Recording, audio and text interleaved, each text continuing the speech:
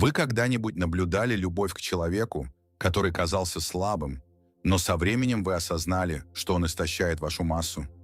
Вы когда-нибудь восхищались, которая излучала полноту жизни, но после общения с ней вы чувствовали себя опустошенным, чем когда-либо? Возможно, вы еще не можете выражать свои чувства словами, но Карл Юнг мог. Он назвал это опасным бессознательным.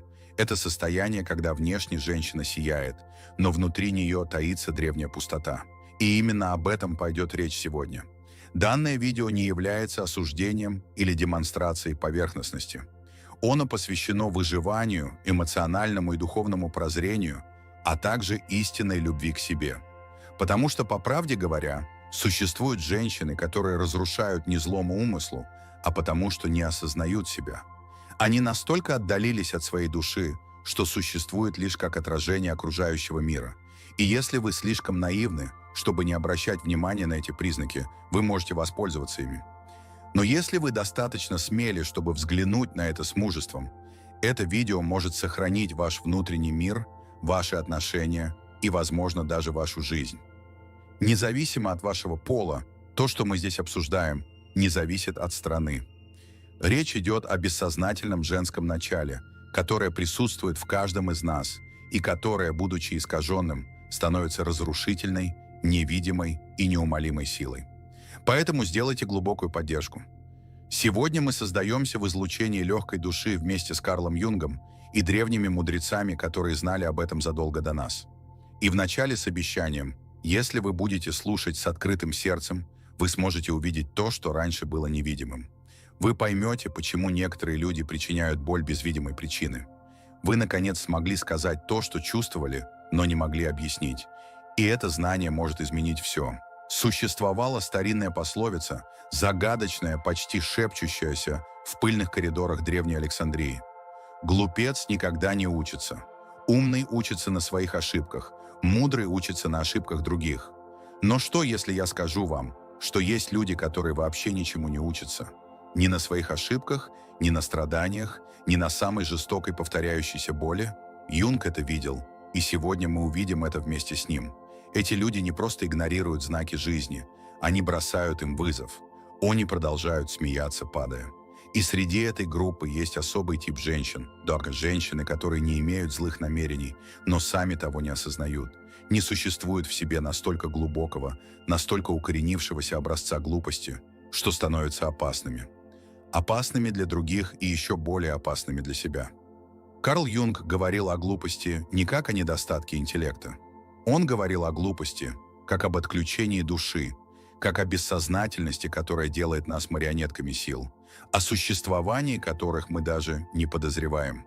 И именно так он описал некоторых женщин, отключенных, поверхностных, бессознательных, но прикрытых существ, которые бьют по толку и обманывают даже самые внимательные глаза. Сколько страданий, как вы думаете, родилось из красивой улыбки? Сколько разрушенных браков произошло с очаровательным смехом? Сколько мужчин и женщин оказались на дне, потому что доверились кому-то, кто только казался цельным? Ответ болезнен. И именно поэтому существует это видео. Речь не о том, чтобы появился палец, о том, чтобы открыть глаза. Эти признаки есть везде. Просто мы разучились их видеть. Юнг научил нас смотреть на то, что скрывается за внешностью. И сегодня мы начнем с того, что раскроем вам существо, что будет сопровождать вас всю оставшуюся жизнь. Существует 7 признаков, 7 тонких черт, 7 почти незаметных симптомов, которые указывают на то, что женщина духовно потеряна. И если вы не умеете их распознавать, вы платите за это своим напряжением, своим спокойствием и своим сердцем. Но, внимание, эти признаки касаются не только ее, они касаются и вас. Потому что все, что мы ценим в других, на каком-то уровне живет внутри нас. И все, что нас ранит, тоже. Еще до того, как Юнг говорил об архетипах, тенях и коллективном бессознательном, древние уже пытались нас достичь. В Египте жрецы высекли на камне. Лицо богини может обмануть, но ее глаза не открывают пустоты. Они знали начало. Они знали, что женское, оторванное от души, становится скорлупой. Красивой, да, но пустой и неспособной питать. В Древней Греции посвященные в тайны говорили: «Остерегайтесь Калисти Одинамий, самой красивой из бессильных, ослепительной женщины, но не способной к внутренней трансформации. Женщины, которые очаровывают, но не исцеляют, которые завораживают, но не расцветают». Сегодня такие женщины повсюду: в барах, в социальных сетях, на сеансах альтернативной терапии. Некоторые говорят о духовности, другие об эмансипации. Но внутри они потеряны, оторваны от реальности, хрупкие, без опор. И вы знаете, что происходит с теми, кто представляет собой что-то подобное? Они закручиваются вокруг черной дыры и используют свой маленький свет. Карл Юнг говорил об аниме, женском начале психики.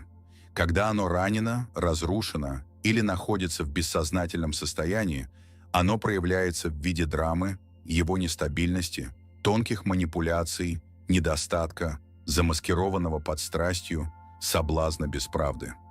Эта женщина, сама того не замечая, проникает в свой внутренний хаос и увлекается собой, другими. Но это не было замечено сразу, не сопровождалось красными сигналами или тревогой. Приходит с душевным спокойствием, с нежностью, с эмоциональной манерой, с фразами типа «я не такая, как все». Или даже «никто никогда не любил меня так, как ты». И вы верите, потому что она верит. Но за этим шагом скрывается душа, оторванная от его центра, но женщина, которая не знает своей тени, своих травм, своих масок, и поэтому она разбрасывает их по миру, не осознавая этого. В гностической традиции говорилось: «Смех глупца подобен ученому шипов под кастрюлей, громкий, но пустой». То же самое и с поверхностным очарованием. Оно производит шум, но не питает. И что происходит с теми, кто живет этим? С теми, кто измеряет свою ценность в глазах других? С теми, кто всегда должен быть на виду, чтобы чувствовать себя живым? Они берут душу, и когда душа поднимается, она начинает высасывать души других. Возможно, вы знаете кого-то такого. Возможно, вы уже влюбились в кого-то такого. Возможно, если вы честны, вы покажете немного этого в себе. И в этом нет ничего постыдного.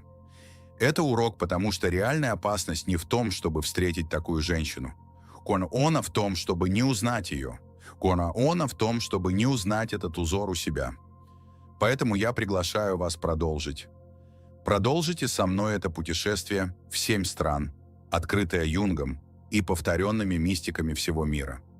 Сегодня вы начали видеть завесу, щака, в этой части мы разорвем ее. И то, что мы видим, может изменить все. Но будьте осторожны. То, что будет раскрыто, может вас шокировать. Это может быть больно. Но боль правды всегда лучше, чем утешение иллюзий. Если вы готовы, я буду здесь, потому что то, что вас ждет, это не просто видео, это зеркало. И не все имеют смелость посмотреть на него. Увидимся в следующей части. И помните, не всякий блеск – это свет. Не всякая красота – это благословение.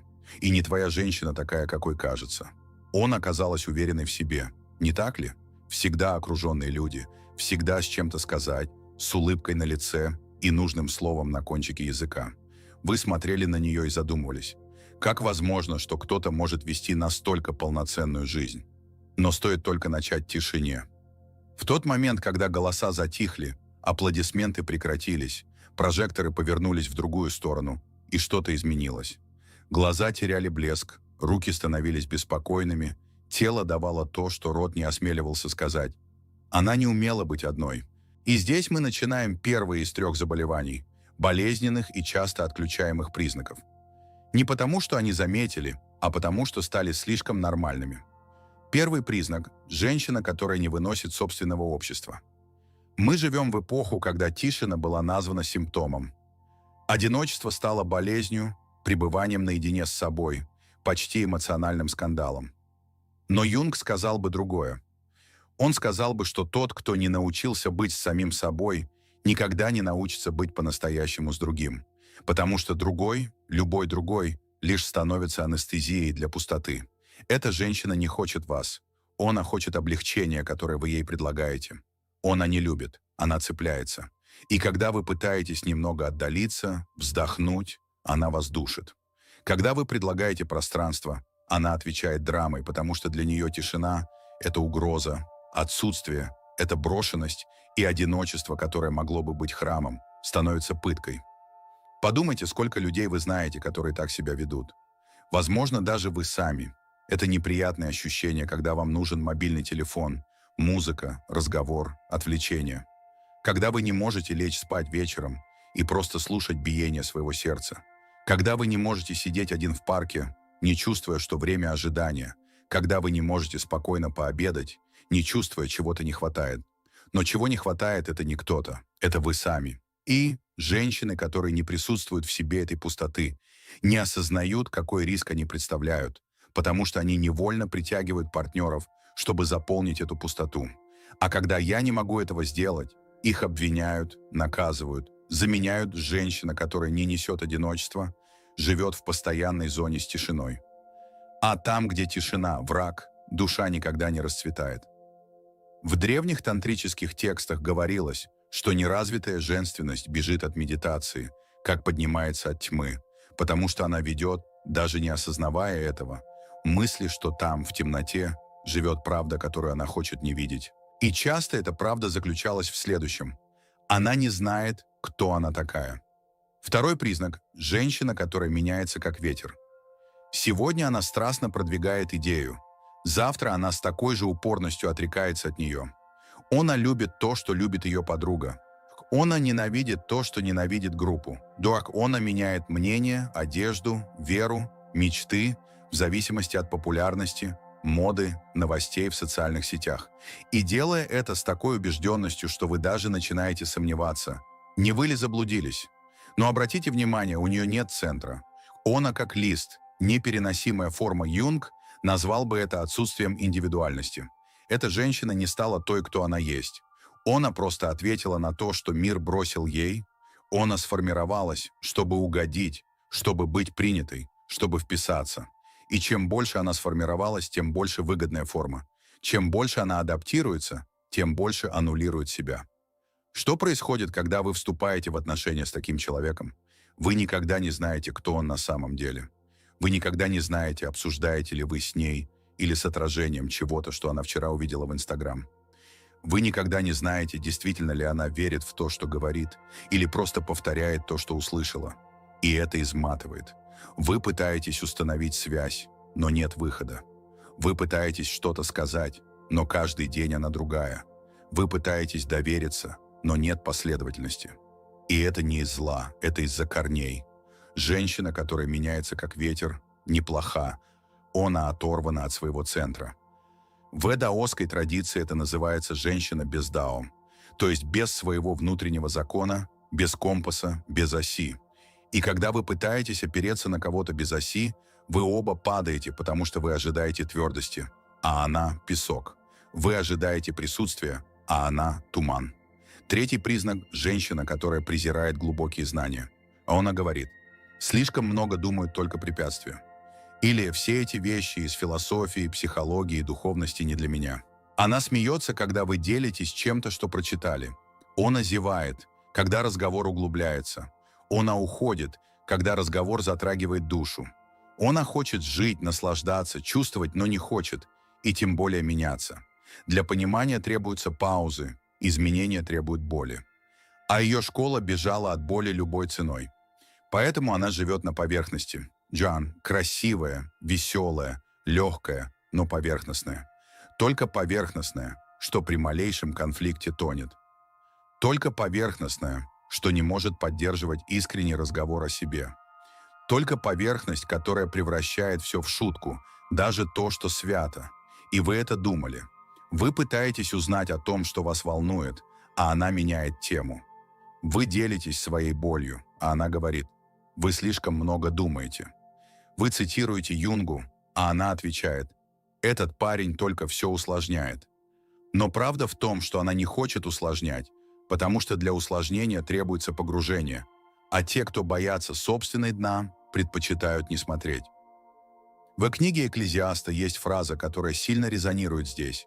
Смех глупца, как треск колючек под кастрюлей, то есть громкий, быстрый и не имеющий никакой переменной ценности. Женщина, которая презирает глубокие знания, не свободна. Она собственного бегства. Она не живет, она убегает. А тот, кто живет в бегстве, никогда никуда не приходит.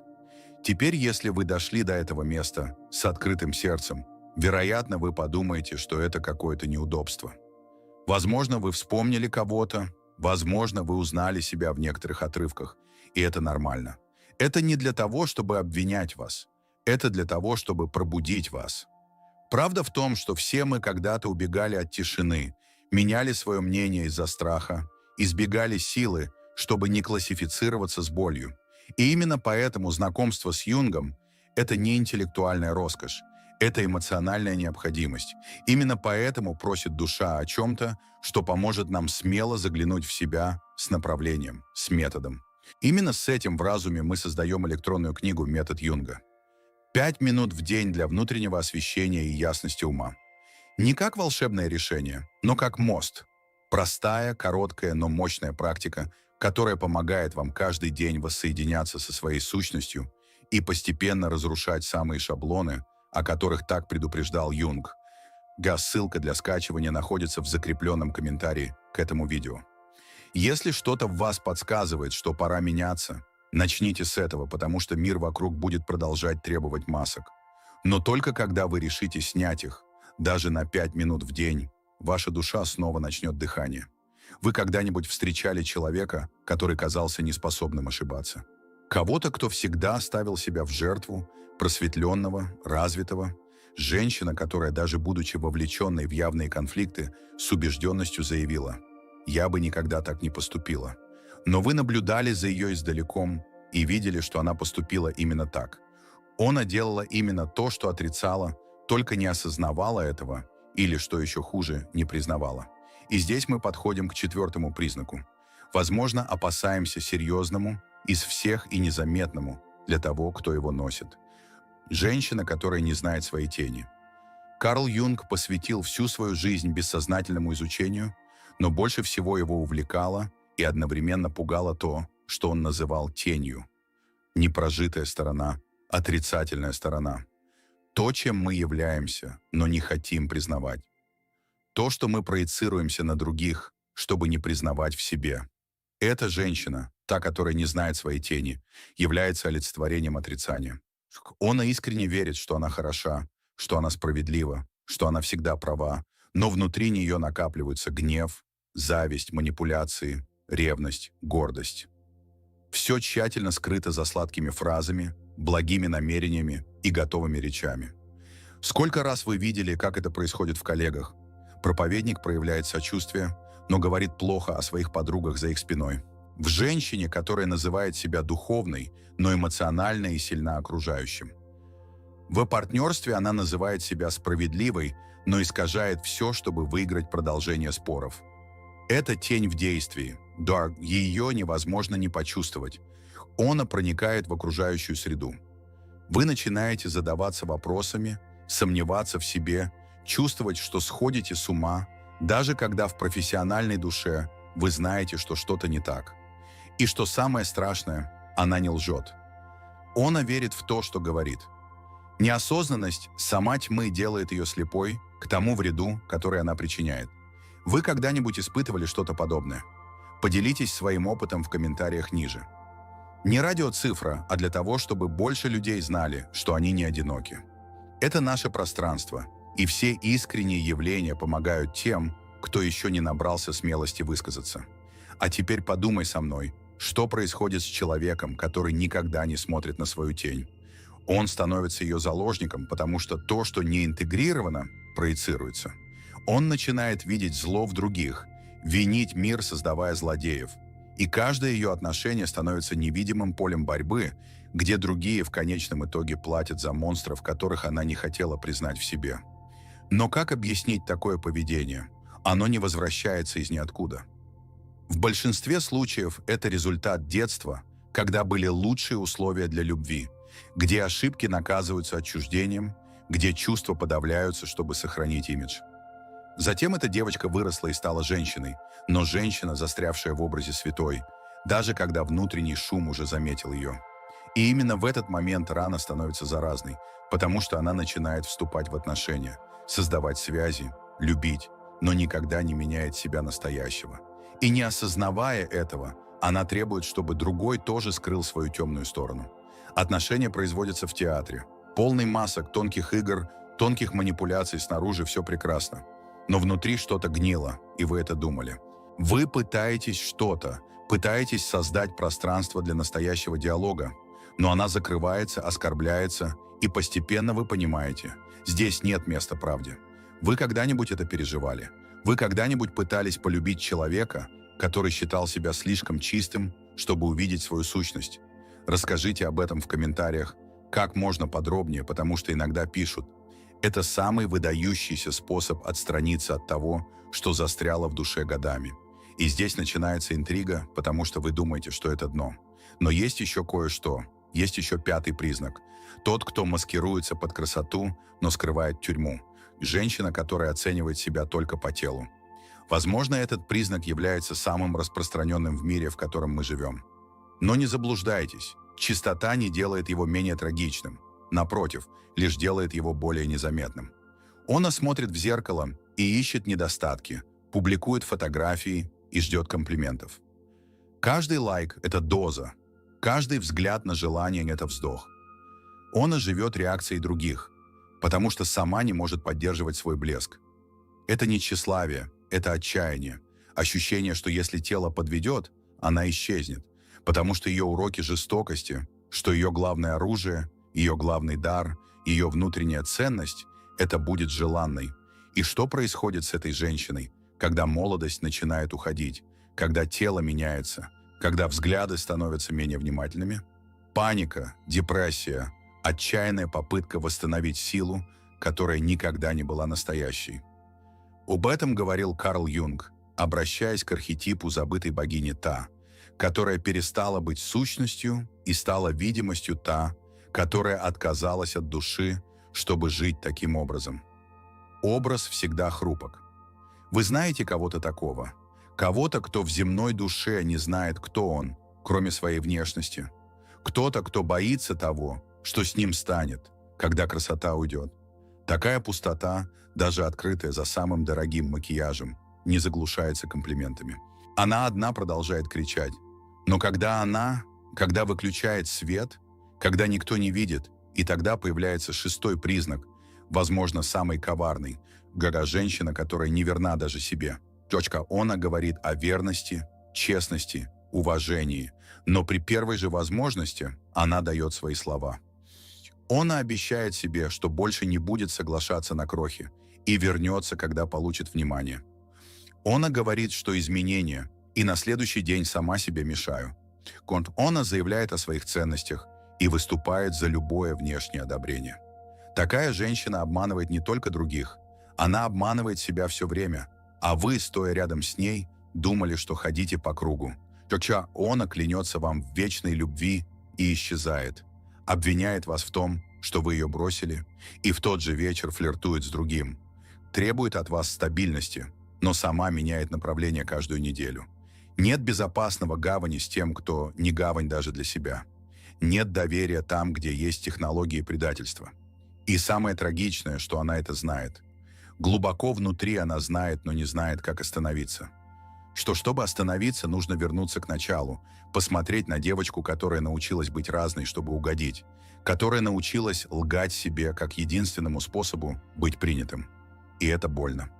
В комментариях, вы когда-нибудь чувствовали себя преданным человеком, который все время говорил, что он на вашей стороне? И что еще хуже, вы когда-нибудь заметили, что этот человек не был на своей стороне? Иногда ранит незакрытая ложка, которой живут. И, наконец, седьмой признак – корень всех остальных. Женщина, которая не уважает ничего выше себя. Она смеется, когда вы говорите о вере. Она насмехается, когда речь заходит о духовности. Она говорит, что все это иллюзия, глупость, фантазия. Она верит, что она выше Бога, выше святого, выше невидимых сил, которые, как правило, человеческую душу. И когда нет поддержки к чему-то большему, остается только его. А эго само по себе не может поддерживать жизнь. Оно хочет контроля, хочет оно разума. Оно хочет побеждать, но оно никогда не хочет любить. Оно никогда не хочет сдаваться. Оно никогда не хочет замолчать, чтобы услышать что-то более глубокое. Эта женщина живет в мире без осей, где все вращается вокруг ее собственной куколки, где отношения – это бизнес, где духовность – это маркетинг, где другой человек – это средство. И вы это думали, что с ней никогда не бывает настоящей отдачи.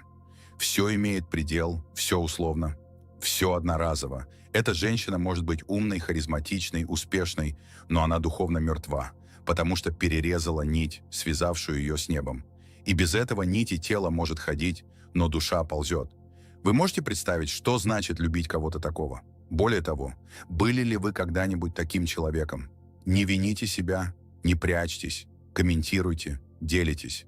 Здесь каждый искренний комментарий зажигает свет, потому что все эти знаки приглашения. Приглашение увидеть себя, чтобы переписать следы и начать интегрироваться, потому что, в конце концов, глупая женщина, о которой предупреждал Юнг, живет в каждом из нас. Каждый раз, когда мы отдаляемся от души. И она тоже умирает. Каждый раз, когда мы решаем заглянуть в себя с мужеством, смирением, с любовью. Она вошла в комнату, как будто это было высказано напрасно. Все глаза повернулись к ней. Каждый шаг был продуман, каждый жест отрепетирован. Улыбка улыбалась осторожно. Она знала, что привлекло внимание. Но было кое-что, что мало кто заметил. Ей это было необходимо. Это не было тщеславием, это было выживанием, потому что внутри нее был нестабильный рост, кричащая о признании душа, которая питалась взглядами, потому что никогда не научилась смотреть на себя. В тот момент, когда мы подходим к шестому признаку, но здесь он раскрывает измерения, которые большинство даже не может себе представить. От женщины, которая живет своим образом, но умирает в зеркале. Согласно исследованию, опубликованному Гарвардской медицинской школой, 78% женщин в возрасте от 30 до 60 лет полагают, что их самооценка напрямую связана с тем, как их воспринимают другие. Да, именно так. Дело не в том, что они продвигают в зеркале, а в том, что продвигают другие и говорят, и лайкают, и комментируют. В мире, где внешность стала валютной, женщина, вся ценность которой заложена в тело, начинает жить в жестокой эмоциональной системе. Каждый лайк становится мгновенным облегчением, каждая морщинка – ужасом, каждое сравнение – раной. Она заключает себя в том, что должно быть лишь одним из многих традиций женственности. Юнг говорил, что архетип раненой богини – это тот, в священном женском начале которого было заменено тело как контроль и принятие мытья посуды. И это создает невидимую тюрьму. Женщина начинает существовать только до тех пор, пока ее желание. Когда взгляды ослабевают, она подумала, что что-то исчезает. Вы знаете кого-то такого? Кого-то, кто отчаивается с течением времени, кто делает из тщеславия броню, кто должен всегда быть красивым, всегда в центре внимания, всегда поддерживать. Возможно, это женщина-то из вашего окружения, возможно, это вы. И это нормальное государство, потому что исцеление начинается, когда мы перестаем притворяться, что нам не больно. Но этот шаблон не возникает ниоткуда. Он формировался на протяжении многих лет. В детстве, когда больше хвалили платье, чем смелость. В подростковом возрасте, когда взгляд первых мужчин стал символом ценностей. Во взрослой жизни, когда стало понятно, что мир, кажется, лучше относится к тем, кто соответствует существующим стандартам красоты. Но что происходит, когда красота, которая когда-то была пропуском в жизнь, становится бременем? Когда поддержание образа требует процедур, жертв, ежедневных сравнений, тихого самоуничижения, эта женщина начинает жить в вечной обстановке со временем. Она смотрит в зеркало и не видит себя. Она видит проект. Она не живет. Она руководит своим внешним видом, и за всем этим скрывается глубокая боль. Она не знает, кто она, если ее не желает. Теперь остановитесь на секунду и спросите себя, сколько своих ценностей вы все еще придаете внешнему виду?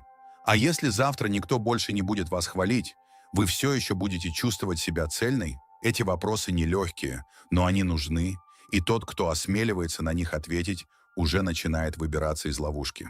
Далее мы переходим к другой, тонкой, но разрушительной черте. Женщина, которая говорит, что она верна, но каждый день обманывает самого себя. У нее есть принципы, у нее есть ценности, у нее на языке красивые фразы, но при первом конфликте, при первом предложении, при первом упрощении она сдается. Чакаона говорит: «Я больше никогда не вернусь в эти отношения». И возвращается. Она заявляет: «На этот раз я ставлю себя на первое место». И снова бросает себя. Она клянется: «Я больше не буду молчать перед лицом несправедливости». И замолкает, как только кто-то ее обидит. Эта женщина не лжет специально. Она просто потеряла связь со своей правдой. И это происходит чаще, чем мы думаем. Согласно исследованию Кембриджского университета, более 60% женщин в возрасте от 35 до 55 лет сообщают, что обнаруживают, что отключились от того, кто они есть на самом деле. Они живут ролями, ожиданиями, требованиями, но не живут собой. И когда это происходит, предательство начинается в земной душе. В тот момент, когда она говорит «да», имея в виду «нет». В тот момент, когда она притворяется счастливой, только для того, чтобы не разочаровывать кого-то. В тот момент, когда она улыбается, сердце кровоточит, предать себя легче, чем кажется, и разрушительнее, чем себе можно представить. Женщина, живущая в таком состоянии, вступает в поверхностные отношения, соглашается на работу, которую ненавидит. Ведет себя так, что ей стыдно. Все для того, чтобы сохранить имидж, но внутри она постепенно угасает, день за днем. Вы когда-нибудь наблюдали это? Вы когда-нибудь смотрели в зеркало и спрашивали себя: «Как, когда я работала, была собой?» Если этот вопрос уже посещал вас, прочитайте их в комментариях, потому что иногда одно искреннее государство могут зажечь искру в другой спившей душе. Но последний сигнал – это самый глубокий, самый духовный. Женщина, которая не читает ничего, кроме себя. Она эгоцентрична, она самосознательна, но не в зрелом смысле этого слова. Она верит, что все вращаются вокруг ее желаний. Если что-то идет не так, мир против нее. Если что-то не в ее пользу, это несправедливость. Если кто-то с ней спорит, это защита. Она не признает тайну, не уважает невидимое, не склоняется перед неизвестным. Она может даже использовать духовный язык, говоря о Вселенной, энергии, законе притяжения. Но все это лишь новая сцена для того же старого его. Она не стремится служить чему-то большему. Она стремится манипулировать чем-то большим, чтобы служить себе. Юнг называл это состояние раздутым его душа. Оторванная от себя, божественного ядра существа. Душа, оторванная от себя, неизбежно погружается в пустоту. Вы когда-нибудь наблюдали это рядом с кем-то? Ощущение, что как бы вы ни проявились, тепла нет, что все вращается вокруг интересов, выгод, стратегий. Это как попытаться полюбить зеркало. Вы видите себя, но вас никогда не примут. И что самое страшное, эта женщина часто была слишком ранена в прошлом. Она воздвигла этот алтарь для своего эго, потому что никто никогда не учил ее доверять полученному чему-то, кроме себя. Она сделала себя богиней, потому что боялась преклонить колени. Она ожесточилась слишком, потому что однажды была сильно ранена. И поэтому за эту женщину живет девочка, напуганная, одинокая, боящаяся открыться, боящаяся снова стать маленькой. Но без открытости нет трансцендентности, без почты нет тайны. А без тайны жизнь становится холодным и расчетливым планом, и душа прячется. Итак, мы подошли к этому. 7 признаков, 7 способов, полученные душой, кричат о помощи, даже когда рот говорит, что все в порядке. 7 способов. Международные женщины отдаются от своих обстоятельств, но также 7 приглашений увидеть, выбрать другое, уменьшиться. Потому что речь не о том, чтобы кого-то осудить. Речь идет о том, чтобы признать, что все мы когда-то были в таких местах, и что только правда, там болезненная, да, но освобождающая, может вынести нас туда. Если это видео затронуло что-то, что вы не могли назвать, если какая-то фраза, кажется, описала то, что вы пережили в тишине, оставьте это в комментариях. Вы не одиноки, и, возможно, это первый раз, когда ваша боль обрела слова. И когда это происходит, начинается исцеление. Она посмотрела в зеркало, как безупречный макияж, тщательно уложенные волосы, глаза с блеском тех, кто знает, чего хочет. Но когда дверь закрылась и в доме воцарилась тишина, что-то скользнуло за ней внутрь. Тяжесть, пустота, эхо, которое говорило «все это не ты». Сколько раз вы видели такое событие? Возможно, в других, возможно, в себе. Сколько раз кто-то контролирует контролирующего себя, но внутри постоянно борется с вопросами, которые никогда не осмеливаются задаться вопросом. Почему никто меня не понимает? Почему даже окруженные люди, я считаю себя таким одиноким? Почему мне так нужно показать, кто я?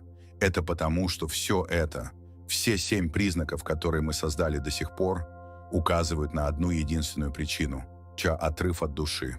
И там, где нет души, все шум. Давайте честно подведем итоги. Женщина, которая не выносит тишины, живет как беглец от собственного сознания. Та, которая меняется как ветер, разбивается на куски под каждым новым воздействием. Та, которая презирает глубокие знания, защищает себя от боли в себе. Та, которая не знает своей тени, бессознательно распространяет свой яд на других. Та, которая измеряет свою ценность только телом, живет на границе экзистенциального коллапса. Та, которая предает себя, живет в плену чужих ожиданий. А та, которая ничего не читает, кроме себя, изолирует себя в стерильном мире, без трансцендентности, без любви, без самоотдачи. Это не просто поведение, это форма непризнания ограничений, формы, которые мы научили замаскировать, обосновать. Но боль не исчезает, потому что вы решили о ней забыть. Она трансформируется в тревогу, в истощение, в плохие решения, в неудачные отношения, в повторяющиеся циклы. Юнг говорил, что пока вы не осознаете, бессознательное будет управлять вашей жизнью, и вы будете называть это судьбой. И это то, что мы видим каждый день. Люди называют невезением то, что на самом деле является лишь неразобранным бессознательным. Они плачут из-за тех же ран, жалуясь на те же боли, проживая те же сценарии, только с новыми знакомыми и новыми оправданиями. Но если все это так повторяется, почему так сложно вырваться? Потому что это требует того, что современный мир разучился смелости заглянуть внутрь себя, смелости разрушить фасад, смелости сказать «я потерял». Смелость государства. Мне нужно заново научиться жить. И именно в этот момент начинается нечто волшебное. Когда вы перестаете искать снаружи то, что можно найти только внутри, вы слышите голос, который всегда был там. Приглушенный, да, но живой. Тот голос, который шепчет, когда мир затихает, который появляется в бессонные ночи, который вновь появляется в моменты боли. Голос души, что он говорит.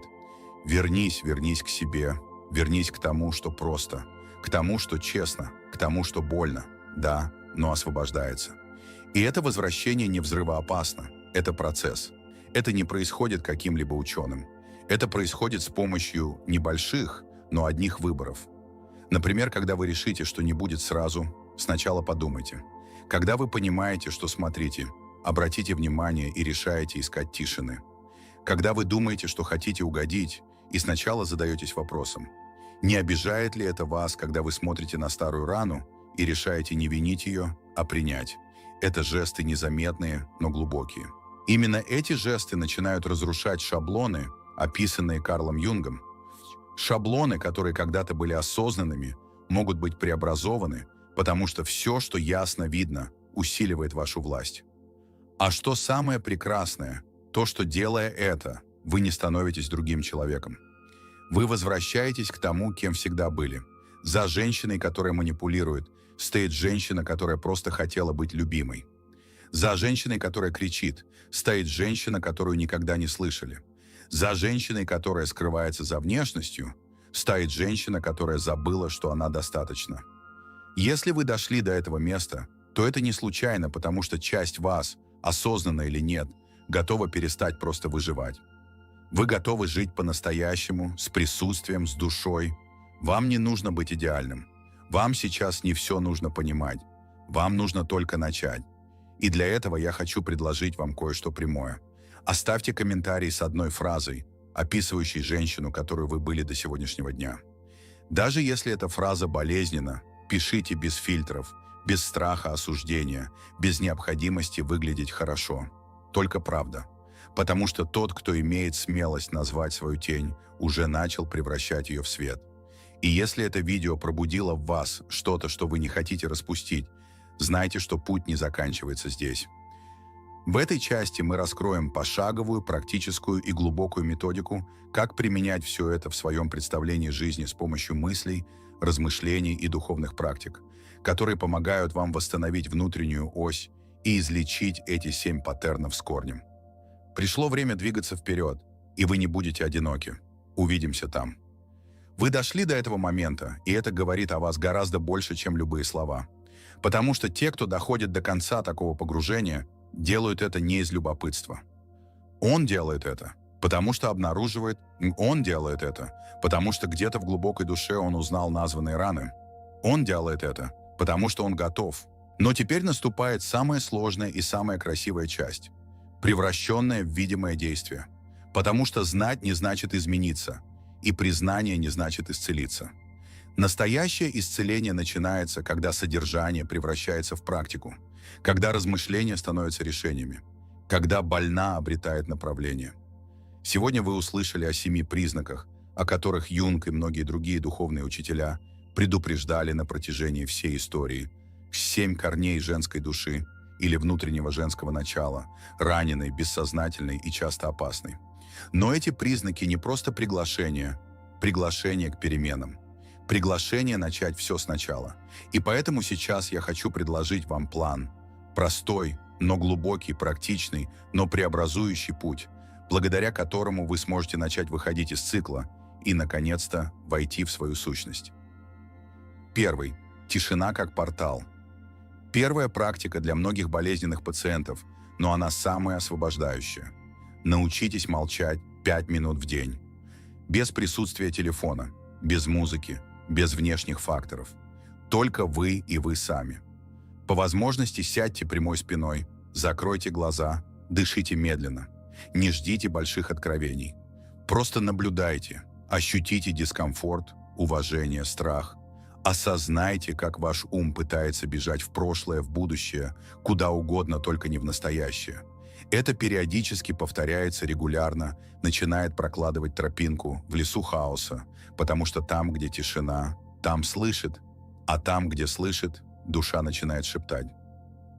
Второй. Дневник правды. Для этого подготовлена специальная тетрадь. Каждый день записывайте 3 своих правды. Они не должны быть красивыми, они не должны быть окончательными. Просто правды момент. Например, сегодня я понял, что завидую-то. Или сегодня я поймал себя на том, что пытался манипулировать состоянием. Или сегодня я понял, что чувствую себя пустым, когда меня не замечают. Эти записи – зеркала. И даже если они болезненны, они являются первым шагом к лидерству, потому что все, что названо, является преимуществом власти над вами. И, наконец, начинается исцеление. Третий. Клятва верности себе. Эта практика требует мужества. Выберите свою ценность только одну.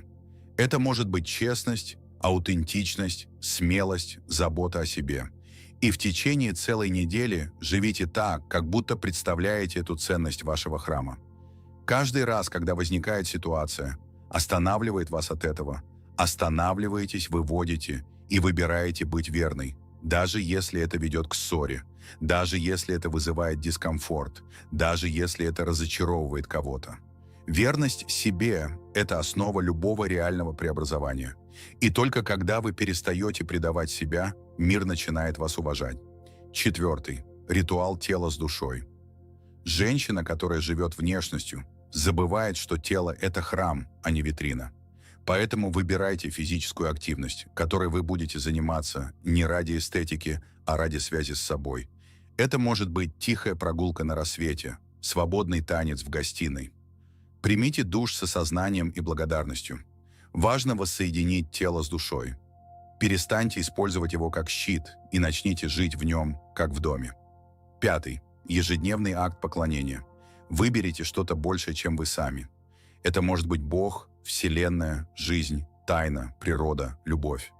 Каждый день говорит вслух, даже шепотом: «Я выражаю почтение тем, что больше меня». Эта простая фраза, скрытная искренность, начинает растворять раздутое эго. Она напоминает, что вы часть чего-то большего, что вы не одиноки, что вам не нужно все контролировать и что вы можете отпустить. Шестой. Анализировать тени. Перед сном глубоко минните и спросите себя, что сегодня в вас ранило кого-то, даже непреднамеренно. Этот вопрос– маяк. Он освещает места, которые вы еще не хотите видеть, но которые необходимо увидеть без вины, без наказания, только с желанием учиться, расти, становиться более целостным. Седьмой. Круг правды. Выберите человека, которому вы доверяете. Кому-то, кто, по вашему мнению, может вас выслушать, не осуждая, и сказать ему: «Я хочу начать жить более правдиво». Вы могли бы с любовью сказать мне, когда заметите, что я убегаю от себя. Эта практика пугает, но она также спасает. Потому что когда кто-то с любовью держит зеркало, у вас больше шансов не убежать от него. Этот план не требует точности. Это не жесткое руководство. Это карта, приглашение, путь для тех, кто устал ходить по кругу. Для тех, кто действительно хочет стать цельной женщиной или мужчиной, который демонстрирует в себе раненую женственность, или душой, которая наконец-то выбирает сознательность. Если что-то внутри вас спросит о новом начале, это может быть вашей отправной точкой. И теперь, если это видео действительно вас тронуло, подпишитесь на канал Лабиринты Юнга, нажмите кнопку, поставьте лайк и оставьте комментарий, если хотите анонимно, о том, что больше всего вас тронуло в этом путешествии. Ваше участие– это не просто вовлеченность, это маяк, это свидетельство, это импульс для пробуждения других душ. Ведь в конце концов, мы здесь не только для того, чтобы наблюдать, мы здесь, чтобы пробудиться. А пробуждением это всегда коллективный акт.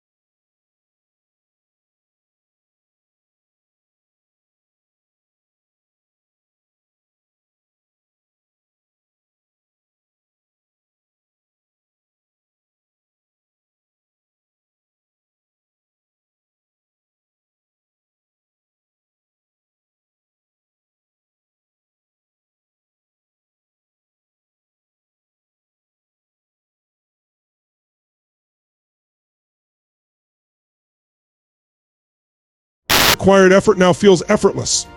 This is the magic of disciplined habits. They lead to exponential growth over time. But here's the key. It all starts with a decision to be disciplined. To take that first step. To show up consistently, even when it's hard. Every time you choose discipline, you're laying another brick in the foundation of your success. And brick by brick, habit by habit, you're building a life that's aligned with your goals and dreams. Discipline is at its core the mastery of self-control. It's the ability to choose your actions deliberately instead of being ruled by impulses and emotions. In a world full of distractions, temptations, and shortcuts, discipline gives you the power to stay focused on what truly matters. It's about taking control of your life and not letting fleeting desires derail your long-term goals. Mastering self-control is the key to unlocking your potential and creating a life of purpose. Every day we're faced with countless choices. Some seem small and insignificant, while others may appear more important. But over time, it's the small choices, the ones we make when no one is watching, that shape our lives. Discipline helps you make the right choices, not just the easy ones. It's the voice that tells you to get up early when your bed feels too comfortable, to stick to your plan when distractions are calling your name, and to say no to short-term pleasure for long-term gain. Think about how often we are tempted to indulge in habits that provide immediate satisfaction but offer little value in the long run. Whether it's binge-watching TV, endlessly scrolling through social media, or eating unhealthy food, these temptations can pull us away from our true goals. Discipline is the power that helps you resist those urges. It's about taking control of your desires rather than letting them control you. When you master self-control, you create space for success to flourish in your life. Self-control also teaches you to prioritize. Life is full of competing demands, and without discipline, it's easy to get pulled in 100 different directions. Discipline helps you focus on what's important, allowing you to say no to things that don't align with your goals.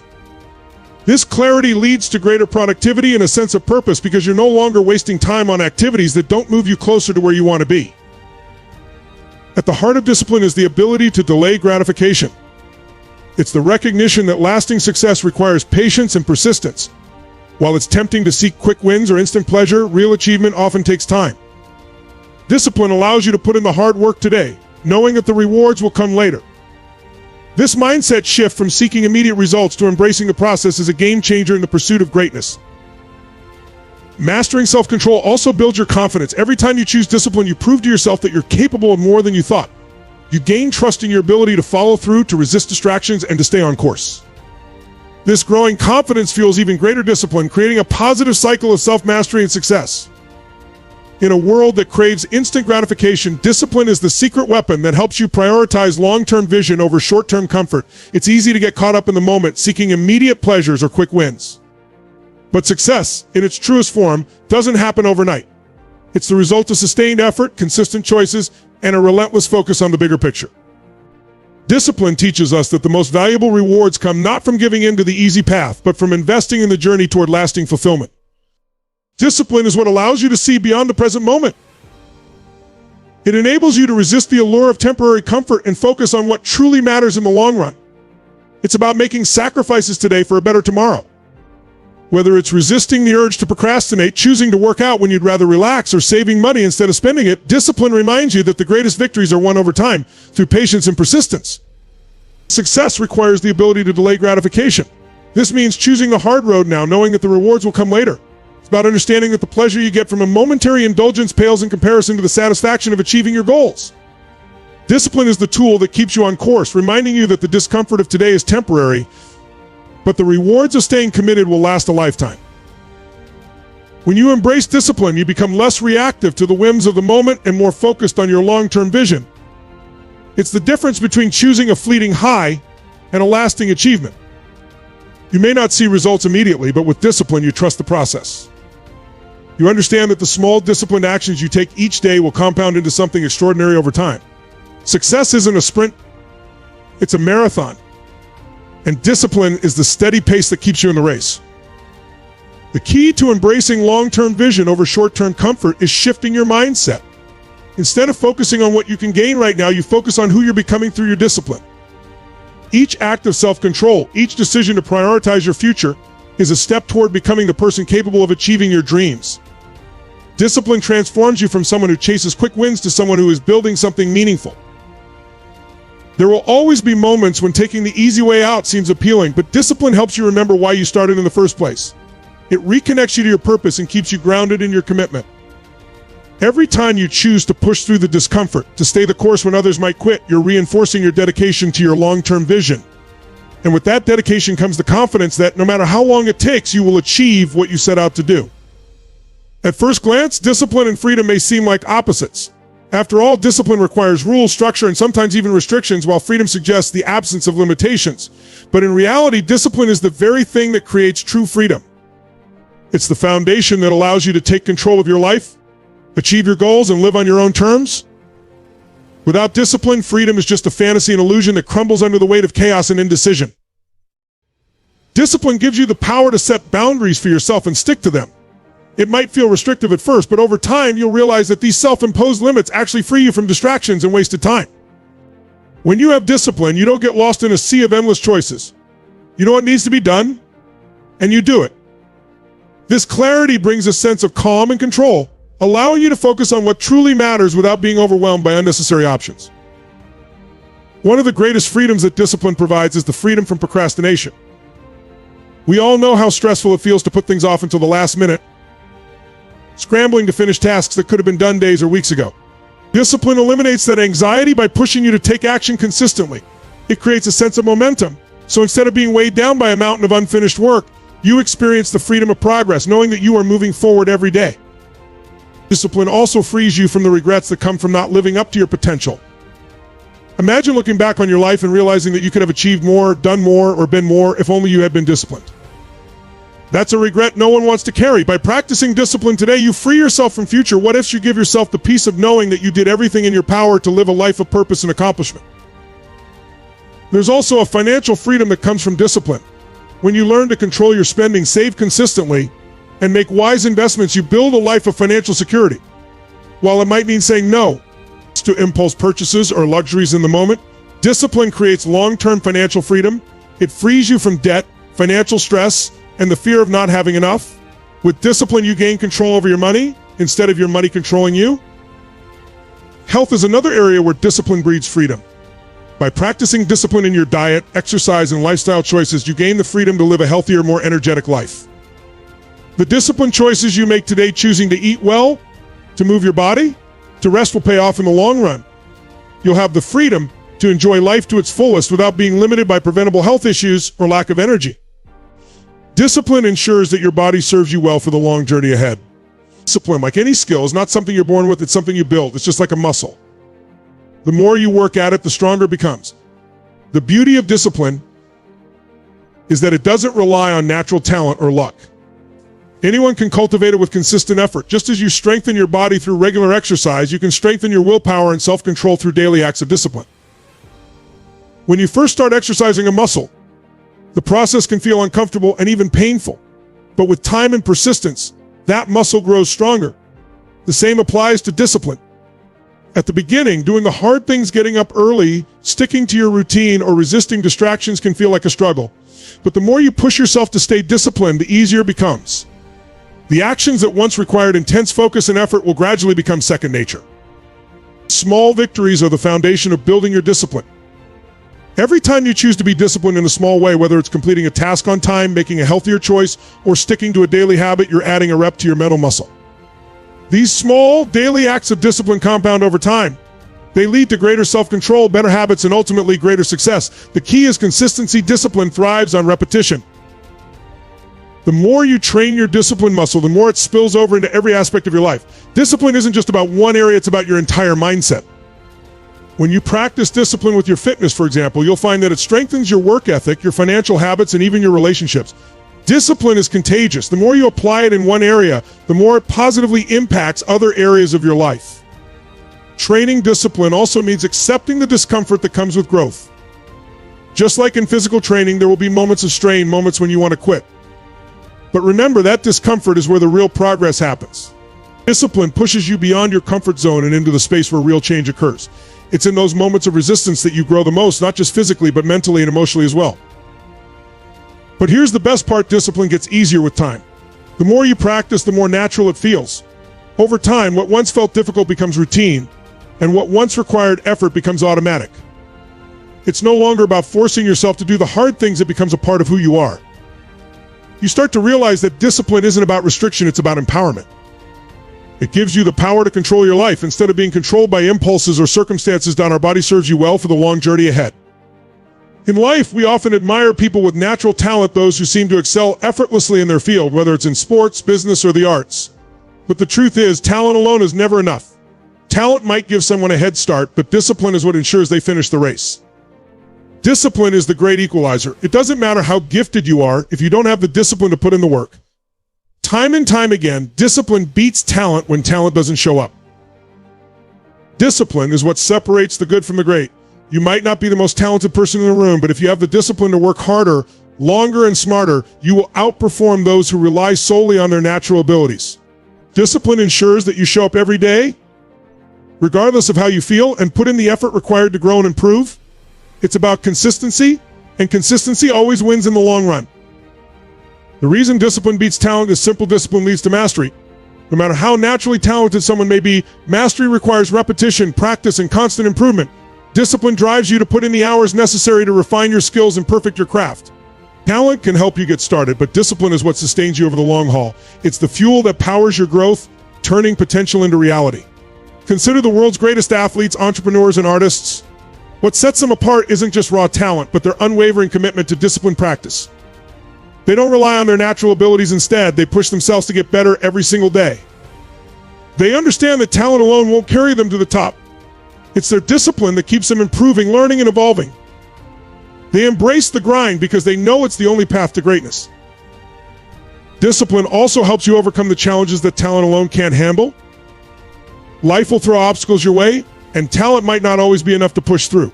Discipline, on the other hand, gives you the resilience to keep going when things get tough. It teaches you to persevere in the face of adversity, to stay focused on your goals, and to push through discomfort and setbacks. Discipline turns obstacles into opportunities for growth. Moreover, discipline fosters humility. It teaches you that no matter how talented you are, there's always room for improvement. When you practice discipline, you're constantly striving to be better, to learn more, and to challenge yourself. It prevents you from becoming complacent or resting on your laurels. With discipline, you're always moving forward, always growing, and always crushing the boundaries of what you're capable of achieving. One of the greatest gifts discipline offers is the opportunity for continual growth. It's easy to stay comfortable, to settle into routines that don't challenge us, and to avoid the hard work of improvement. But discipline pushes us beyond that comfort zone, compelling us to evolve and expand our capabilities. When you choose discipline, you choose growth, and growth is the key to unlocking your fullest potential. Growth doesn't happen by accident.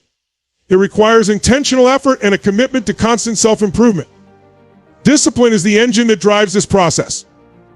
Whether you're trying to improve your career, develop new skills, or elevate your mindset, discipline ensures that you're consistently taking the necessary steps to better yourself. It turns aspirations into action. Without discipline, even the best intentions remain just that, intentions, without follow-through or progress. The path to growth is often uncomfortable, and that's where discipline shines the brightest. It encourages you to embrace discomfort as part of the process. Growth happens when you push yourself beyond your limits, but that requires the mental strength to endure challenges and setbacks. Discipline is what keeps you moving forward, even when things get tough. It's the inner voice that says, keep going when quitting feels easier. Discipline helps you see discomfort not as something to be avoided, but as a signal that you're on the right path. Every small step you take through disciplined action contributes to your growth. You don't have to make huge leaps overnight. Growth is a gradual process. With discipline, even the smallest efforts compound over time, leading to significant progress. Whether it's reading a few pages of a book every day, practicing a skill for just 30 minutes, or making healthier choices, discipline ensures that you are constantly improving.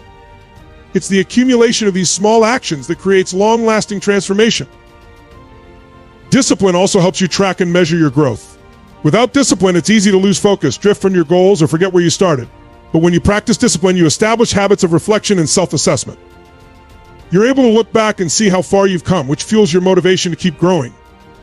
This sense of accomplishment becomes a feedback loop. The more progress you make, the more driven you become to continue pushing yourself to new heights. Moreover, discipline nurtures a growth mindset. When you commit to self-improvement, you start to see challenges as opportunities rather than obstacles. Discipline shifts your perspective from fearing failure to embracing learning. Each time you fall short or make a mistake, you see it as a chance to grow, not as a reason to give up. This mindset is crucial for long-term success because it keeps you focused on progress rather than perfection. Life is full of challenges, setbacks, and unexpected obstacles. No matter how carefully you plan or how talented you are, difficulties are inevitable. This is where discipline becomes your greatest ally. Discipline builds resilience, the strength to keep going when times get tough. It helps you persevere through adversity, bounce back from failures, and remain steadfast in the face of obstacles. With discipline, you develop an unshakable mindset that refuses to give up, no matter the circumstances. Resilience isn't about avoiding challenges, but rather about confronting them head-on and having the mental toughness to persist. Discipline equips you with that toughness. When you practice discipline consistently, you train your mind to stay focused on your goals, even when you encounter resistance. It's easy to give up when things get hard, but discipline reminds you that difficulty is part of the journey. It keeps you grounded, pushing you forward when others might quit. When adversity strikes, it's discipline that stops you from falling apart. While emotions like frustration, fear, or doubt might try to sway you, discipline keeps you on course. It teaches you to respond to challenges calmly and strategically instead of reacting impulsively. Discipline helps you stay clear-headed and focused, making decisions that align with your long-term goals rather than being derailed by momentary setbacks. With discipline, you can face adversity with confidence. Failure is a natural part of any worthwhile endeavor, but discipline helps you turn failure into fuel for success. When you're disciplined, you don't see failure as the end of the road, you see it as feedback. You recognize that every setback is an opportunity to learn, adapt, and come back stronger. Discipline teaches you that the path to success is not a straight line, it's a series of ups and downs. And with each down, discipline helps you rise again, more determined than before. Resilience isn't just about enduring challenges, it's about thriving in the face of them. When you're disciplined, you develop the ability to thrive under pressure. You learn to embrace the struggle, knowing that it's building your character, strengthening your resolve, and preparing you for even greater challenges ahead. Discipline helps you see obstacles not as roadblocks, but as stepping stones on your journey to success. Each challenge you overcome with discipline makes you stronger and more resilient. Over time, discipline transforms you into someone who is unbreakable. The more you practice discipline in the face of adversity, the more resilient you become. You begin to trust in your ability to handle whatever life throws at you. You're no longer afraid of challenges because you know you have the strength and discipline to overcome them. This resilience gives you a quiet confidence that allows you to keep moving forward no matter how tough the road becomes. Discipline is not only a personal journey, it has the power to create a ripple effect that inspires those around you. When you embody discipline in your life, you set an example for others, showing them what is possible when you commit to your goals and push through challenges. Your actions speak louder than words, and by demonstrating discipline, you empower others to pursue their own paths with determination and focus. You become a beacon of inspiration, encouraging others to strive for greatness in their lives. When people see your dedication to your goals, they can't help but take notice. Your discipline acts as a source of motivation for those around you, sparking their interest and prompting them to reflect on their own habits. Whether it's your family, friends, or colleagues, your commitment to discipline can inspire them to adopt similar practices in their lives. You might not even realize the impact you're having, but your example can encourage others to take action, overcome their own obstacles, and reach for their dreams. Moreover, discipline fosters a sense of community. When you surround yourself with disciplined individuals, you create an environment that encourages growth and accountability. As you commit to your own discipline, you'll find that you attract like-minded people who share your values and aspirations. Together, you can lift each other up, hold each other accountable, and inspire one another to achieve your goals. This collective discipline amplifies the positive energy and motivation within your community, creating a culture of success. The influence of your discipline goes beyond your immediate circle. As you embody discipline and pursue your goals, you contribute to a larger narrative of what it means to strive for excellence. Your story of perseverance and commitment can inspire others in your community, workplace, or even online. People love to hear about success stories, and when they see someone who has put in the hard work to achieve their dreams, it gives them hope and belief in their potential. Your discipline can ignite a spark in others that leads to profound change. Furthermore, discipline cultivates resilience not just in you, but in those who observe your journey. When they witness you overcoming challenges, staying focused on your goals, and persisting through adversity, it instills a sense of belief in their own ability to overcome difficulties. Your journey becomes a source of encouragement, showing others that they too can endure struggles and emerge victorious. This shared experience of resilience creates a community that thrives on mutual support and motivation. As you inspire others through your discipline, you also create a legacy of growth and achievement. Your impact extends far beyond your own accomplishments. you become a catalyst for change, empowering others to pursue their passions and aspirations. This ripple effect of discipline creates a positive cycle where inspired individuals go on to inspire others, spreading the message of commitment and perseverance throughout their networks. In a world filled with distractions and noise, discipline is the key to achieving clarity. It enables you to cut through the chaos and hone in on what truly matters in your life. With discipline, you can prioritize your goals and focus your energy on actions that align with your purpose. This clarity is essential for making meaningful progress, as it allows you to navigate through life with intention rather than being swept away by the currents of everyday distractions. When you practice discipline, you create a structured environment that fosters focus. This structure helps you establish routines and set boundaries, which are crucial for maintaining concentration. In today's fast-paced world, it's easy to become overwhelmed by information overload and the demands of modern life. However, discipline gives you the power to filter out the noise, enabling you to dedicate time and energy to the pursuits that genuinely matter. With clarity of purpose, you can make decisions that align with your values and long-term aspirations.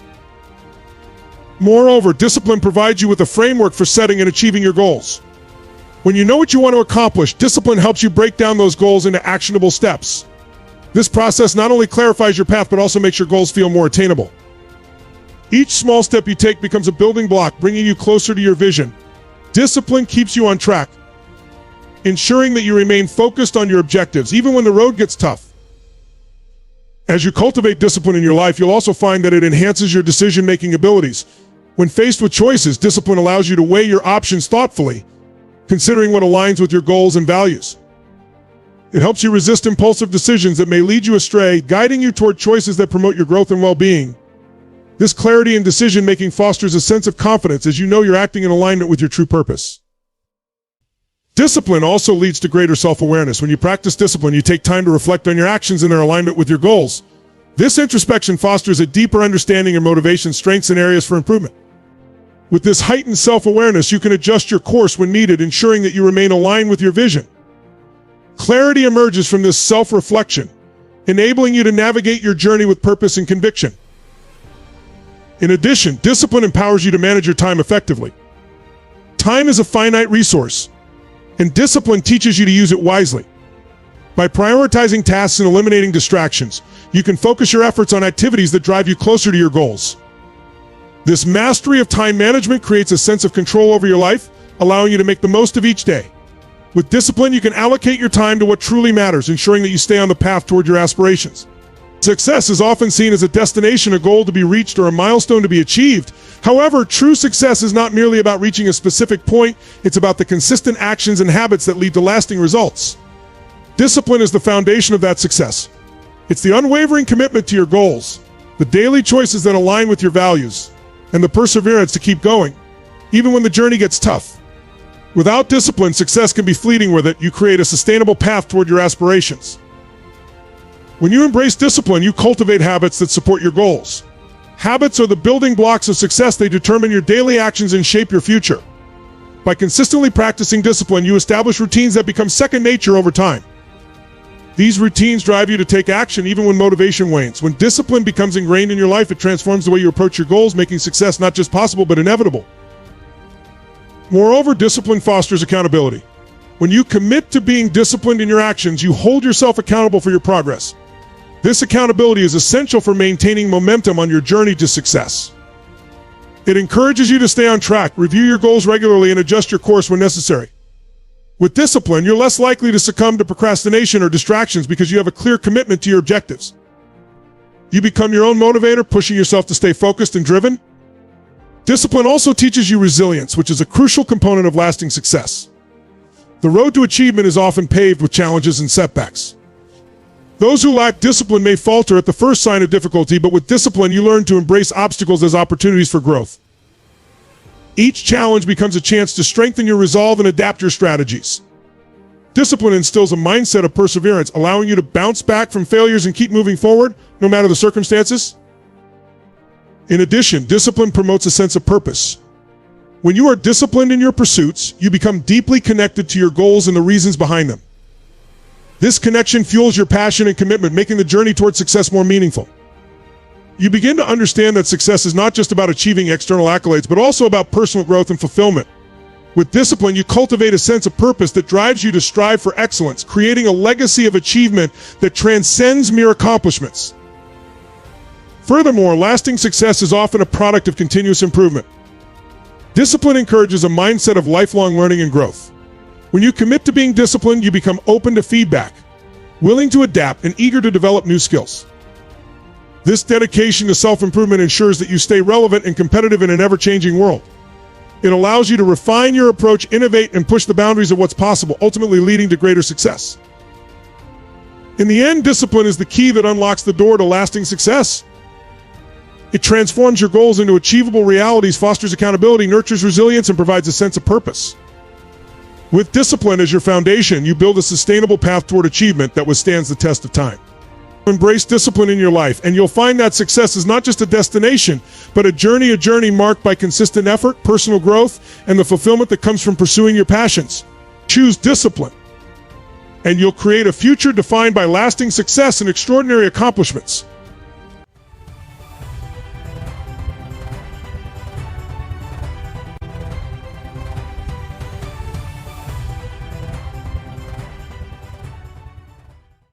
Let me ask you something right now, and I want you to sit with this for a moment. What would your life look like if you acted as if nothing was impossible for you? Not just thought it, not hoped for it, but moved like it, spoke like it, lived like it. Because the truth is this, most people are waiting for clarity, waiting for motivation, waiting for someone to tell them it's their time. But waiting is a lie. The door never opens for the person who knocks softly. It flies open for the one who shows up like they own the damn building. And here on Tony Robbins' track, we don't sugarcoat it, we ignite it. You didn't come here to get hyped. You came here to wake up, to remember what you already know deep down, that you weren't made to play small, fit in, or ask for permission. You were made to bend the world. And it starts the moment you decide to act as if nothing is impossible for you. 1, act as if nothing is impossible, because that belief changes everything. Everything you want in life starts with one radical shift, the decision to act as if. Not wish, not try, not dip your toe in the water. To act as if nothing is impossible for you, and to do it with such conviction that the world has no choice but to get in line.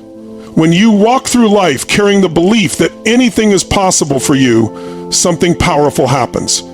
You break the invisible mental walls that most people build around themselves. Those walls aren't real. They're constructs made of fear, old stories, the opinions of others, the past, and cultural conditioning. Most people don't live inside cages built by reality. They live inside cages built by belief. And the most dangerous cage, the one that says, maybe I can't. You were not born with limitations. You were taught them. You were told to be realistic, to not get your hopes up, to stay in your lane. That's not truth, that's programming. And the antidote to that programming is action rooted in limitless belief. You don't wait to believe until the results come. You believe first, you act first, you move as if success is inevitable. Because that energy creates alignment. That belief puts your body, your language, your tone, your decisions, all of it in a different gear. And that gear is power. They're constructs made of fear, old stories, the opinions of others, the past, and cultural conditioning. Most people don't live inside cages built by reality. They live inside cages built by belief. And the most dangerous cage, the one that says, maybe I can't. You were not born with limitations. You were taught them. You were told to be realistic, to not get your hopes up, to stay in your lane. That's not truth, that's programming. And the antidote to that programming is action rooted in limitless belief. You don't wait to believe until the results come. You believe first, you act first, you move as if success is inevitable. Because that energy creates alignment. That belief puts your body, your language, your tone, your decisions, all of it in a different gear. And that gear is power. Acting as if doesn't mean faking it. It means embodying the future version of yourself now, before the results show up. That version of you who's already built the business, created the relationship, led the movement, changed the world, they're not more special than you. They're just closer to decision. They're not waiting for permission to rise. They've already declared who they are. And that's what you have to do. Declare that you're the kind of person who takes massive action. Declare that setbacks don't shake you, because you're operating from a belief system where nothing is impossible. The moment you shift from I hope to I am, from I'll try to I must, your psychology transforms like a victim. You don't speak like someone waiting to be saved. You own your space. You walk into a room and people feel something because your energy has weight. And that weight comes from belief. Think of the people who have changed the world. They weren't waiting for proof that something was possible. They weren't looking for permission. They acted like their vision was already real. And eventually, the world just caught up. The only thing standing between you and everything you want is a decision. A decision to drop the doubt. A decision to outgrow your excuses. A decision to stop listening to the old identity that says, be careful, don't go too big, what if you fail? Forget that voice. That voice is fear in disguise. You were not built to play small. And you know it, you feel it in your gut, you know you're made for more. That feeling isn't a fantasy, it's truth tapping you on the shoulder. But that truth demands that you act now, not someday. That you take risks, that you stretch, that you walk forward, even when your knees shake. And you do it because you've decided to live like the rules don't apply to you. You live like everything is available. And all that's required is alignment, belief, and relentless execution. Because the moment you act as if nothing is impossible, you stop filtering your decisions through fear. You stop playing defense. You stop asking, what if it doesn't work? And you start asking, what if I never try? The bold don't win because they're fearless. They win because they act like their success is non-negotiable. And when you live that way, when you carry yourself with that energy, the impossible becomes irrelevant because you've already decided that your commitment is stronger than any obstacle you'll face. 2, your identity shapes your reality. Become who you need to be. Identity is the ultimate operating system, is the internal software that runs every decision you make, every action you take, every risk you avoid, and every dream you chase. If you want to change your results, you don't start with strategy, you start with identity. Most people are walking through life with outdated programming. They're chasing massive goals with a limited self-image, and they wonder why they self-sabotage, procrastinate, or collapse under pressure. It's not because they lack discipline or talent, it's because their identity doesn't match their vision. Here's the truth. You will never consistently outperform your identity. If you see yourself as someone who's always behind, someone who's not good with money, someone who can't speak with confidence, then no matter how many tactics you learn, no matter how many books you read or coaches you hire, your mind will always find a way to return you to the version of you that feels safe, even if that version is small. Your subconscious is not loyal to your potential, it's loyal to your identity. And your identity is built by repetition, emotion, and language. So even if you can wrap your mind around something rational, and it may come true, and it may find you, and your mind will try to summon it up, that version is small. Your subconscious is, what are the words you speak over yourself every day? What stories do you repeat when no one's around? Are you reinforcing your greatness or repeating your limitations? Change your identity, and your entire world changes. You've got to stop identifying with the version of you that's trying. Start identifying with the version of you that's already being. Don't say, I want to be confident. Say, I am a leader.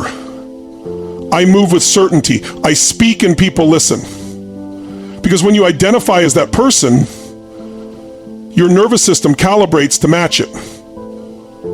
Your brain starts filtering information through a new lens. You walk differently. You breathe differently.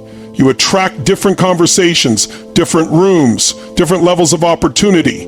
Your identity becomes the magnet for your future. But here's the key. You don't wait until the results arrive to change how you see yourself. That's backwards. That's why most people stay stuck. They're waiting for evidence before they believe, waiting for validation before they act, waiting for a sign that it's safe to go all in. But leaders go first. You declare the new identity, and then you live it. And eventually the world catches up to your declaration. Because identity isn't something you're born with. It's something you build. It's shaped by your standards, by what you tolerate, by how you show up when no one is watching. And if you want a new life, it starts by becoming the kind of person who would create it. The habits, the mindset, the environment, the intensity, it all flows from who you believe you are. So when you ask yourself what needs to change, don't just look at your goals. Look at the version of you who achieves them. Study that person. Embody that person. Speak like them. Think like them. Not someday, today. Now. 3, certainty bends the world. Walk with unshakable conviction. Certainty is magnetic. It moves people, opens doors, attracts opportunities, and repels doubt. In a world full of hesitation, second-guessing, and watered-down intentions, certainty is rare, and rare things are powerful. When you operate from deep conviction, you don't just influence your environment, you bend it. People feel it. Life responds to it. The universe starts to shift in your favor the moment you decide to own your space without apology. It's not arrogance. It's not pretending. It's not putting on a mask. It's about choosing to operate from an unshakable inner knowing. A knowing that says, I belong here. I was built for this. I don't need a guarantee. I am the guarantee. The truth is, most people are looking for certainty in the wrong places. They want guarantees from the economy, from other people, from their circumstances. But external certainty is unstable. It's fleeting. It fluctuates. The kind of certainty that bends the world doesn't come from what's happening outside of you. It comes from what you've decided internally. You've got to get to the place where you're so aligned with your mission, your purpose, your intention, that no external condition can override your internal clarity. Because life doesn't give you what you want, it reflects who you are being. And if you're showing up as someone who moves hesitantly, who's waiting to be validated, who's looking around to see if it's safe to be bold, the world will mirror that back to you with hesitation, resistance, and delay. But if you show up with clarity, with purpose, with fire in your voice, and certainty in your posture, people take notice. Opportunities begin to accelerate. Conversations shift. Doubt in others begins to dissolve, not because you convinced anyone, but because you believed so deeply, they had no choice but to believe too. People are drawn to conviction. They don't follow the smartest person in the room, they follow the most certain.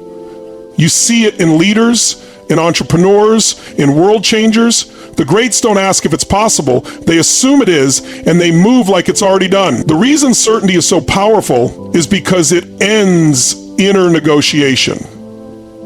When you're certain, your energy becomes clean.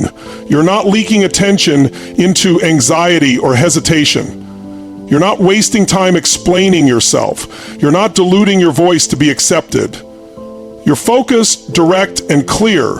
And that kind of presence changes dynamics immediately. You can tell when someone's certain before they even open their mouth. It's in their eyes, their walk, their breath, their body language. They're not looking for approval, they are the approval. They don't react, they respond with intention. That's power. Now, certainty doesn't mean you have every answer. It means you've decided that no matter what happens, you'll figure it out. It's not about knowing the outcome.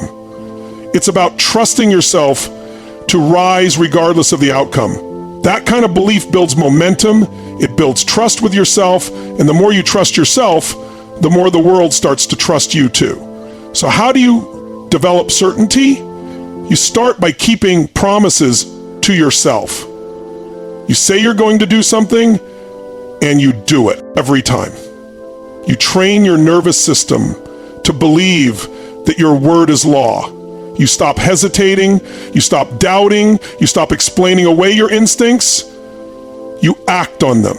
You trust your vision more than the voices around you. And when you fail, because you will, you don't collapse, you recalibrate. Certainty isn't gifted, it's built. It's built through repetition, commitment, and alignment. And the more you build it, the more unstoppable you become. Because the world doesn't bend for people who tiptoe. It bends for people who walk in like they belong, because they've already decided they do for. Fear is a story. Rewrite it with action. Fear is the most convincing liar you'll ever meet. It speaks in familiar tones. It wears the voice of reason. It disguises itself as logic, caution, preparation. But behind all its masks, fear has only one job: to keep you exactly where you are. It wants you to survive, not to expand. And in doing so, it builds an entire story around why you can't, why it won't work, why you're not ready. But here's what most people never realize. Fear is just a narrative, a sequence of thoughts you've rehearsed so often they feel real. But they're not. They're illusions repeated so frequently that your nervous system believes them. Fear is a script, and like any script, it can be rewritten. Action is the editor of fear. You don't need to overcome fear to move. You move and fear loses power. You speak when your voice shakes. You launch when the plan isn't perfect. You make the call, have the conversation, take the risk, and every time you do, you collect new evidence that fear was wrong, evidence that your power is greater than your excuses. And over time, that evidence becomes your new story. You don't need to eliminate fear, you just need to stop feeding it. Fear grows in silence, in inaction, in waiting. It multiplies when you think too much and do too little. But the moment you move, even a small step, the grip of fear weakens. Because fear can only survive in the absence of action. Most people spend their lives avoiding fear instead of facing it. They build routines, relationships, careers around not feeling uncomfortable. They chase certainty instead of growth. But that comfort is a trap. Because anything you don't face ends up owning you. The only way to expand your life is to expand your capacity to feel fear and move anyway. The strongest people you know, the ones out there building empires, leading movements, making an impact, they don't feel less fear than you. They've just stopped worshiping it. They stopped letting it vote. They made fear irrelevant to their decision-making process. Fear's voice is loudest right before you break through. It gets louder as you get closer to a breakthrough. That's not a sign to stop. That's a sign you're on the edge of growth. And if you can lean in, not pull back, you gain something fear never wanted you to have. Evidence that you can't be stopped. You have to start asking different questions. Instead of, what if I fail? Ask, what if I fly? Instead of, what if they reject me? Ask, what if I influence them? Flip the script. Take control of the narrative. Because fear will always offer you worst case scenarios. But courage lets you see the other side, the vision, the reward, the expansion. And every time you choose action over fear, you cast a vote for a stronger version of you. A version who is no longer chained by doubt. A version who leads. A version who speaks truth, even when it shakes the room.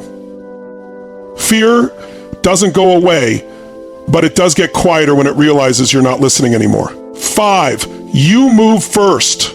Life follows your lead.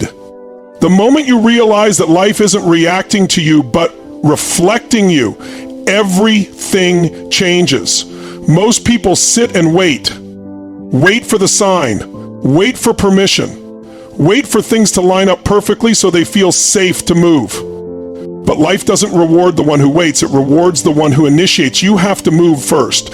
Speak first, decide first, believe first, act first. And when you do, you set a new standard not only for yourself, but for the way life responds to you. You are the thermostat, not the thermometer.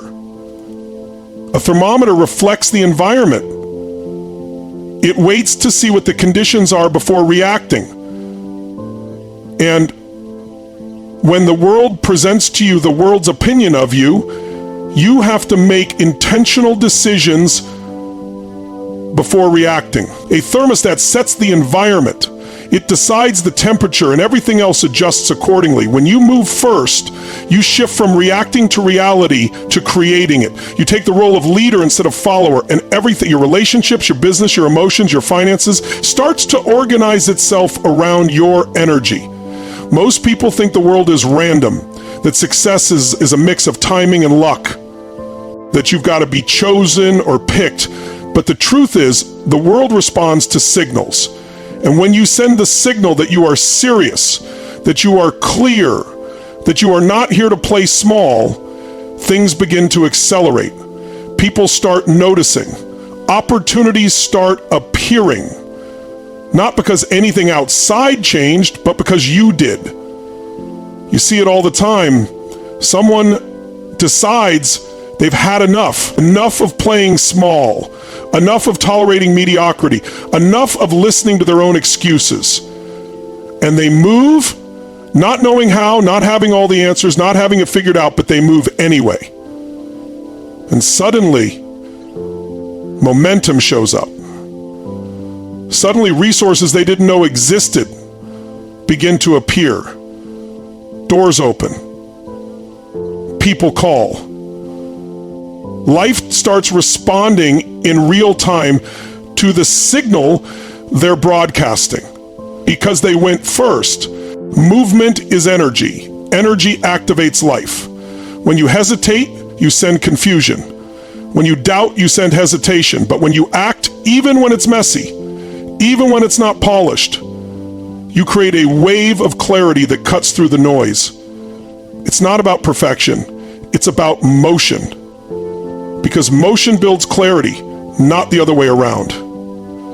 You've got to stop waiting for proof. Stop waiting to feel ready. Stop waiting for the plan to be perfect. Life doesn't give you clarity before action. It gives you clarity because of action. You learn by doing. You grow by moving. You evolve by stepping in.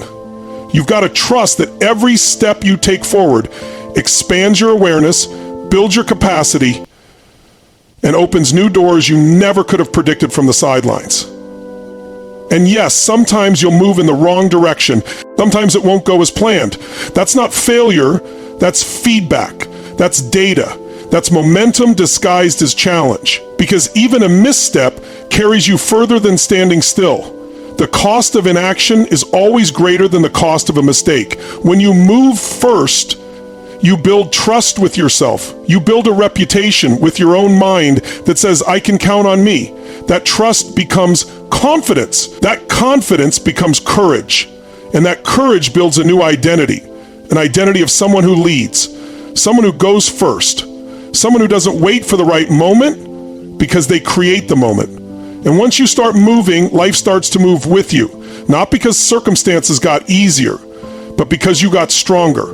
Because you stopped outsourcing your power, because you stopped asking for permission to take up space, because you stopped waiting for the conditions to be right and decided that you are the condition. 6, stop negotiating with your potential.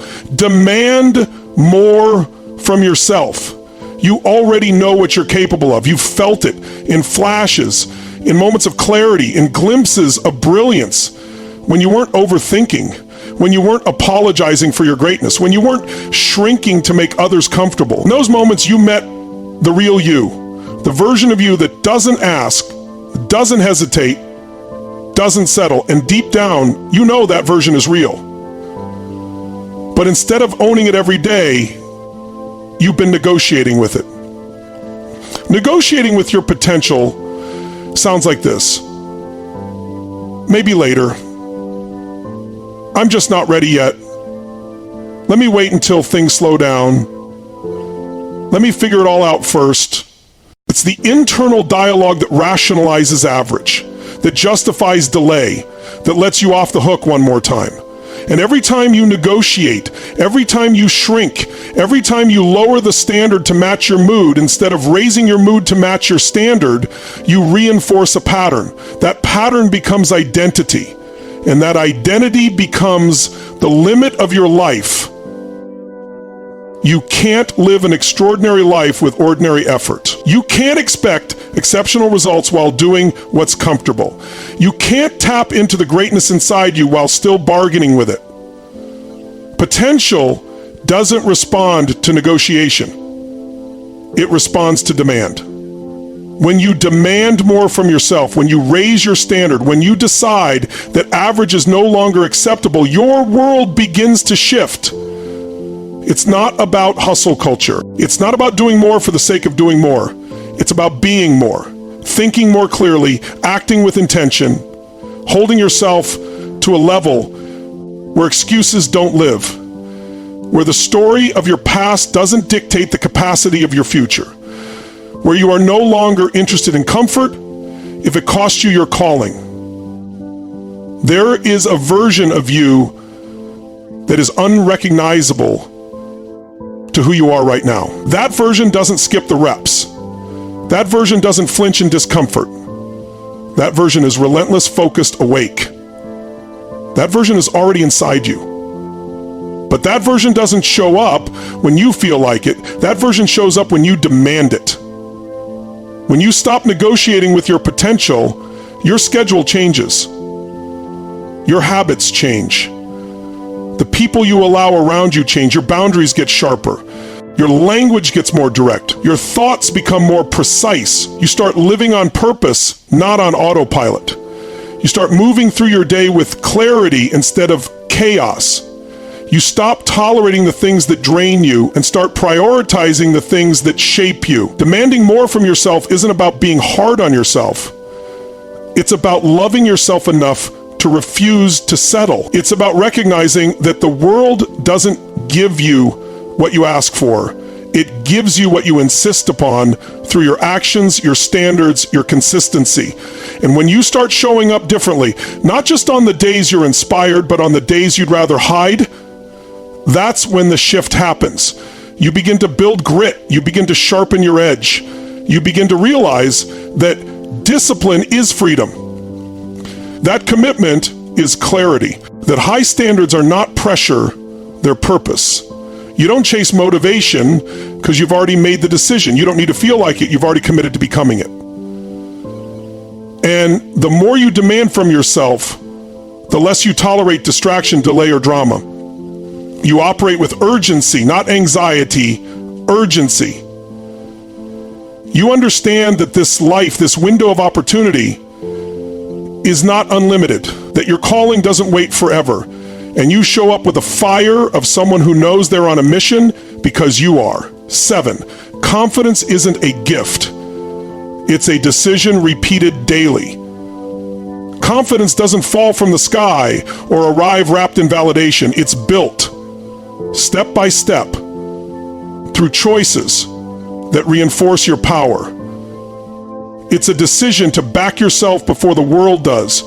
Every time you do the thing you feared, speak up when it's uncomfortable, show up when you'd rather hide, you're casting a vote for confidence. You train your nervous system to trust your own leadership. Confidence is not ego, it's certainty in motion.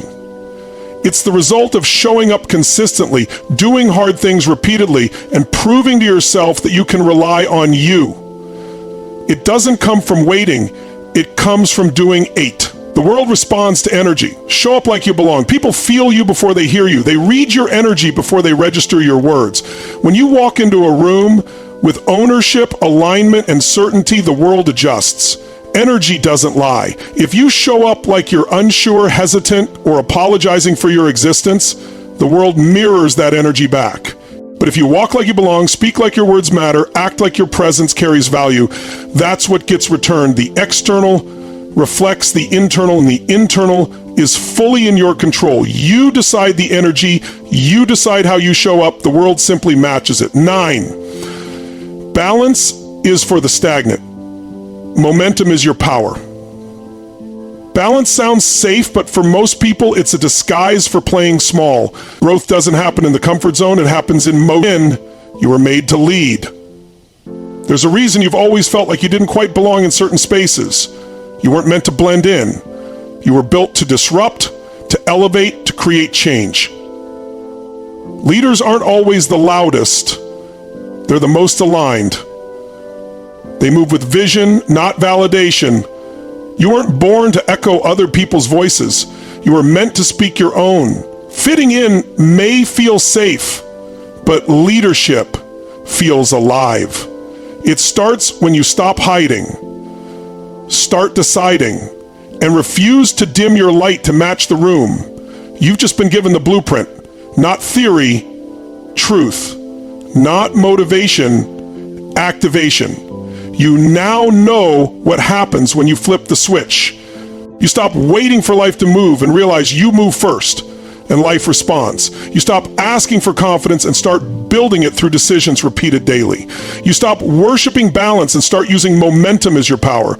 You stop negotiating with your potential and finally demand more from yourself. And most importantly, you stop shrinking to fit in and remember, you were made to lead. Every one of these principles isn't something you just write down. They're meant to be installed into your identity. You don't need another quote, another playlist, another talk. You need to decide. Decide that this is the day you never go back. Because once you think like this, once you act like this, the world doesn't just notice you, it bends to you. If this fired you up, then lock it in, replay it, live it. And if you're ready to keep rising, keep evolving, and keep dominating, subscribe to Tony Robbins' Track for the Mindset that shapes the few who lead the many. Be unshakable. Be unstoppable. Let's go.